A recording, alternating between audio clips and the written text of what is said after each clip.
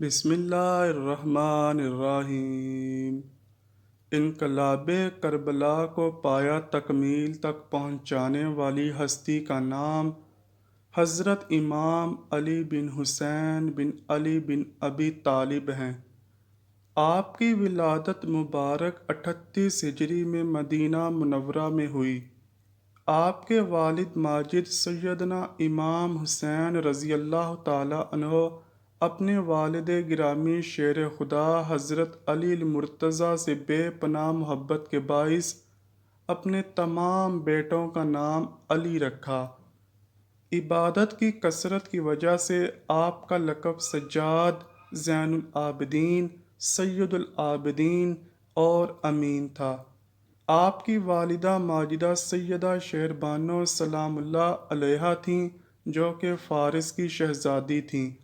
2 سال تک حضرت امام زین العابدین نے اپنے دادا شیر خدا حضرت علی رضی اللہ تعالیٰ عنہ کی گود میں پرورش پائی۔ پھر 10 سال تک اپنے تایا حضرت امام حسن رضی اللہ تعالیٰ عنہ کے زیر سایہ رہے، اور پھر تقریباً 11 سال تک کربلا کے واقعے سے پہلے تک آپ نے اپنے بابا جان حضرت امام حسین رضی اللہ تعالیٰ عنہ سے فیض حاصل کیا۔ دوستو، ایک دفعہ خود سوچیں، جس کے استاد ایسے ہوں وہ شاگرد بھی تو انمول ہی ہوگا نا۔ آپ جب بھی وضو کرتے تو خوف کے مارے آپ کا چہرہ زرد ہو جاتا۔ جب کوئی اس کا سبب پوچھتا تو آپ کہتے، تمہیں پتہ ہے کہ میں کس کے سامنے کھڑا ہونے جا رہا ہوں؟ واقعہ کربلا تاریخ اسلام ہی نہیں بلکہ تاریخ عالم کا بھی نہایت دردناک سانحہ ہے۔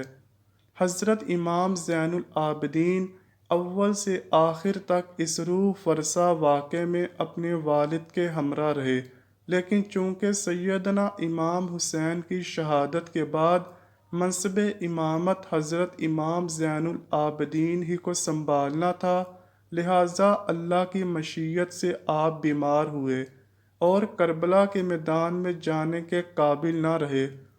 اندازہ کیجئے کہ کس قدر طاقت تھی صدائے حضرت سجاد امام زین العابدین میں کہ یزید جیسا حکمران اپنے جاہ و جلال کے باوجود خاک چاٹنے پر مجبور ہوا۔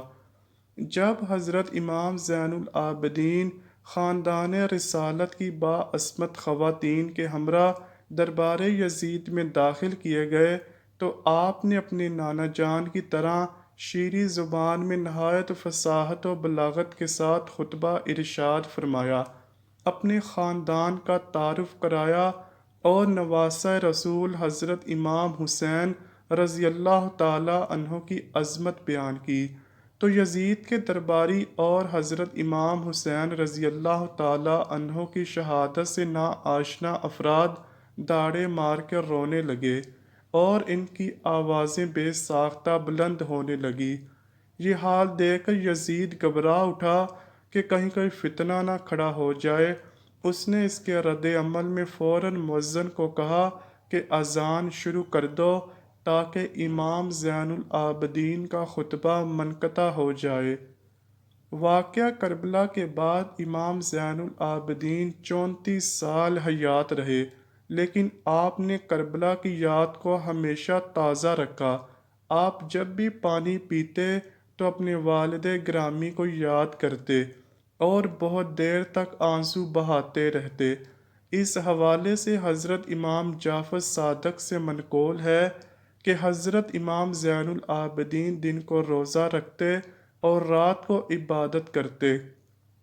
افطار کے وقت جب بھی آپ کو کھانا اور پانی دیا جاتا تو آپ فرماتے، فرزند رسول صلی اللہ علیہ وآلہ وسلم بھوکے مارے گئے، ان کو پیاسا رکھا گیا۔ یہی بات مسلسل دہراتے، یہاں تک کہ آپ کے اشک آپ کی غذا میں گل مل جاتے تھے۔ واقعہ کربلا کے بعد آپ کے زمانے میں مختلف تحریکیں چلیں۔ واقعہ حرہ وقوع پذیر ہوا جس میں یزید کی فوج نے مدینے پر حملہ کیا کیونکہ انہوں نے یزید کی بیعت توڑ دی تھی۔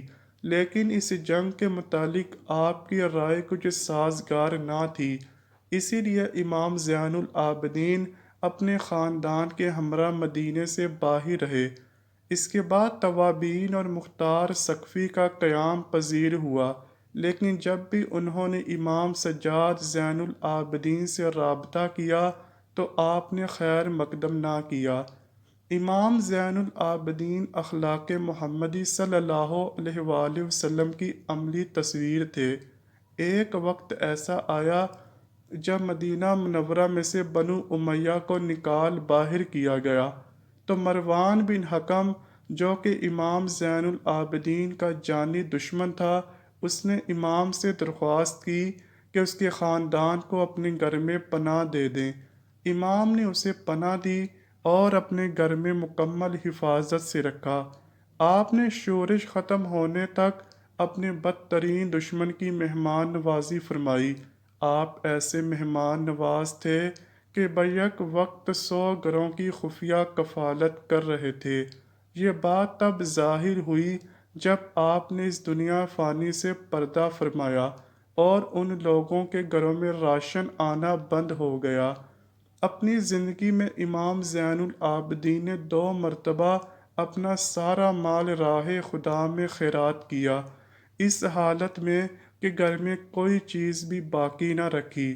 علامہ زہری لکھتے ہیں کہ امام زین العابدین ایک رات میں 1000 نوافل ادا کیا کرتے تھے۔ امام مالک کہتے ہیں کہ ایک دفعہ زین العابدین عبادت میں مشغول تھے کہ شیطان استھے کی شکل میں آیا اور آپ کے پائے مبارک کے انگوٹھے کو کاٹنے لگا، لیکن آپ ایسے عبادت میں مشغول تھے کہ آپ کا دھیان عبادت سے نہ ہٹ سکا، اس لیے آپ شیطان کے اس عمل سے بالکل متاثر نہ ہوئے اور آخر کار شیطان عاجز آ گیا۔ ابن عینیہ لکھتے ہیں کہ ایک دفعہ آپ حج پر گئے تو سب لوگ لبیک پکار رہے تھے، لیکن آپ نے لبیک نہ کہا۔ لوگوں کے پوچھنے پر آپ نے فرمایا کہ مجھے ڈر لگتا ہے کہ میں لبیک کہوں اور اگر مجھے لا لبیک کا جواب مل گیا تو میں کیا کروں گا۔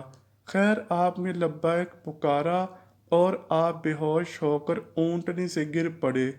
حجاج بن یوسف کے وقت میں جب آپ دوبارہ اسیر ہوئے اور لوہے کی بھاری زنجیریں باندھ کر آپ کو قید کیا گیا اور پہرے دار متعین کر دیے گئے، امام زہری فرماتے ہیں کہ میں جب امام زین العابدین کو قید میں ملنے گیا تو میں آپ کو دیکھ کر رو پڑا، کہنے لگا میری تمنا یہی ہے کہ میں آپ کی جگہ ہوتا اور یہ مصائب برداشت کرتا۔ اس پر حضرت امام زین العابدین نے فرمایا کیا تجھے یہ گمان ہے کہ اس قید و بندش سے مجھے کرب و بے چینی ہے؟ حقیقت یہ ہے کہ اگر میں چاہوں تو میں اس میں سے کچھ بھی نہ رہے، مگر اس میں اجر ہے اور تذکر ہے اور عذاب الہی عز و جل کی یاد ہے۔ یہ فرما کر بیڑیوں میں سے یا پاؤں اور ہتھکڑیوں میں سے ہاتھ نکال دیے۔ یہ اختیارات ہیں جو اللہ تبارک و تعالیٰ کی طرف سے انہیں عطا فرمائے گئے، اور وہ صبر و رضا ہے کہ اپنے وجود اور آسائش وجود گھر بار مال و متاع سب سے رضائے الہی عز و جل کے لیے ہاتھ اٹھا لیتے ہیں اور اس میں سے کسی چیز کی پرواہ نہیں کرتے۔ حضرت امام زین العابدین اگرچہ گوشہ نشینی کی زندگی بسر کر رہے تھے، لیکن آپ کے روحانی اقتدار کی وجہ سے بادشاہ وقت نے آپ کو قید و بند کرنے کے بعد زہر دینے کا پروگرام بنایا۔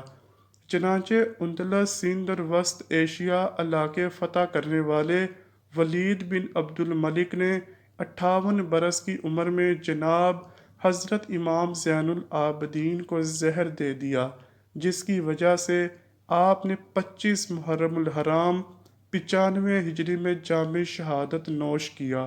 آپ کی نماز جنازہ آپ کے بیٹے امام محمد باقر نے ادا کی اور آپ کو جنت البقیع میں آپ کے تایا جان حضرت امام حسن اور دادی جان حضرت بی بی فاطمہ سلام اللہ علیہا کے پہلو میں دفن کر دیا گیا۔ اللہ تعالیٰ ان کے ظاہری و باطنی برکات سے مسلمانوں کو فیض یاب فرمائے اور ان کی اخلاص مندانہ قربانیوں کی برکت سے اسلام کو ہمیشہ مظفر و منظور رکھے۔ اللہ پاک ان کامل ہستیوں کے صدقے امت رسول صلی اللہ علیہ وآلہ وسلم پر رحم فرمائے اور ہماری اجتماعی و انفرادی مشکلات آسان فرمائے۔ کمنٹ سیکشن میں آمین لکھنا مت بھولیے گا، نہ جانے کس کی آمین قبول ہو اور ہماری مشکلات حل ہو جائیں۔ امید کرتا ہوں کہ آپ کو ویڈیو ضرور پسند آئی ہوگی۔